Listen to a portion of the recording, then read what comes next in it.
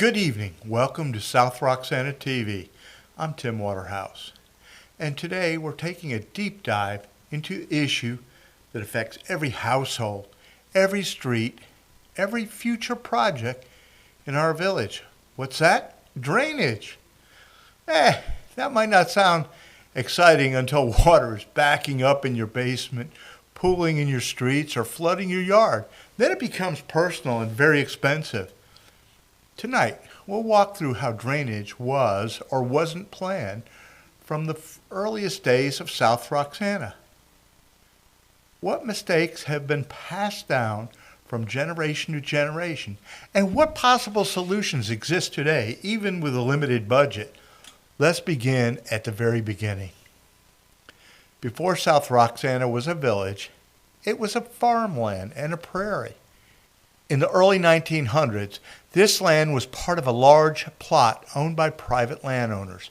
One of the most notable pieces of property was owned by the Blaine families, who also ran the now lost Blaine Hotel, a prominent local stopover during the days when the area was still rural and sparsely settled. Most of the original land wasn't designed for homes, streets, or storm sewers. It was a flat, poorly drained part of a larger Mississippi River watershed, prone to seasonal wetness and runoff. In the 1920s, 1930s, plots were sold and modest homes began springing up, many without city services, paved roads, or centralized drainage. This was not unusual at the time. Across the country, development often came first and then infrastructure much later, if at all. Streets were dirt. Stormwater either ran into shallow ditches or just sat. No grading, no retention basins, and no comprehensive stormwater plan. And unfortunately, that's where the problems began. South Roxana grew, families moved in, the refinery came. Jobs were created, but our water problems, they never left. The early streets didn't have a curb, gutter systems. Many homes were built below street grade, and storm drains few and far between. Without a master drainage design, homes flooded, lawns remained soaked, and water damage became part of the life in South Roxana. Today, we call that legacy drainage failure, meaning the problems we face now were built into the village, but how it was originally developed. In the 1940s and 50s, some efforts were made to install storm drains and culverts, especially near roadways, but these were often piecemeal, done one block at a time, with no unified engineering or vision. Some subdivisions tried to solve their things with backyard ditches or French drains, informal systems that were never maintained or even documented. As years passed, those small fixes began to fail. Pipes clogged, ditches filled up, and the water backed up again.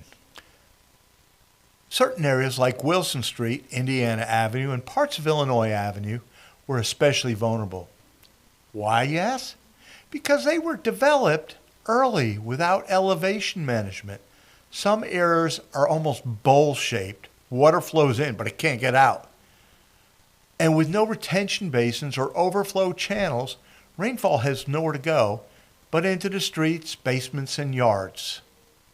Fast forward to today, 2025, we're facing more frequent heavy rains, due in part to climate change. Our soil is saturated, and our stormwater system, such as it just simply can't keep up. But here's the challenge. South Roxana has a tight budget. We don't have millions for storm sewer overhauls like larger cities do. Hey, so what can we do? Here's where we shift from history to solutions. Let's talk about what South Roxana can do now, even with limited funds, to improve drainage. We're going to break this down into 4 key categories. Maintenance of existing systems would be number 1. Low-cost engineering improvements would be number 2. Public-private partnerships would be number 3. And number 4 would be grant funding and regional cooperation. Let's start with what we can do today without spending big money. Number one, the basic maintenance. Some of our biggest problems come from simple neglect. Leaves, trash, and debris clog street inlets and culverts. Grass grows over ditches. Pipes are full of silt. A well-run volunteer or village-supported maintenance program could dramatically reduce backups. Public works crews and even local residents can help inspect and clean drains regularly, especially, before a big storm. Number two, small-scale engineering. Regarding alleys, redirecting downspouts away from neighbors, adding gravel swales, or building small retention basins in village-owned green space. These are low-cost fixes that can help slow and spread runoff.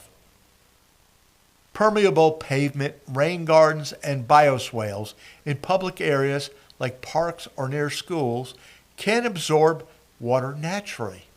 And some of these projects can be done with local contractors or even community improvement days. Hey, we just go out and get together and fix some of this stuff. Some of the largest properties in South Roxana, like the refinery, could help offset runoff with on-site retention improvements. New commercial developments should be required to submit engineering drainage plans, and older properties could be offered incentives or cost sharing if they refit their runoff systems. In fact, some neighboring towns have received assistance from local industries through community benefit programs. Hey, it's time to have that conversation in South Roxana as well. Do you know that FEMA, the USDA, and Illinois DECO all offer grants for stormwater infrastructure? It takes paperwork. It takes coordination, but it's possible. We can apply for regional stormwater planning assistance, culvert replacement funds, or even green infrastructure pilot programs. And by working with nearby towns like Roxana or Hartford, we might even qualify for joint improvement districts that attract state funds. At the end of the day, our drainage problems didn't appear overnight. They've been with us since the first shovel hit the soil nearly a century ago. Hey, but we're not stuck with them. With smart planning, consistent maintenance, strong partnerships, and a little creativity, we can write a new chapter in South Roxana's story, one that finally turns the tide on flooding. And who's it start with? It starts with you. If you notice a problem, report it. If you have a suggestion, bring it to the village board meeting. If you're willing to help, even in a small way, you are part of the solution. Hey, thank you for joining us for this special edition of South Roxana TV. Let's fix what's been broken, let's prepare for the future, and let's keep this village moving forward, one drop at a time.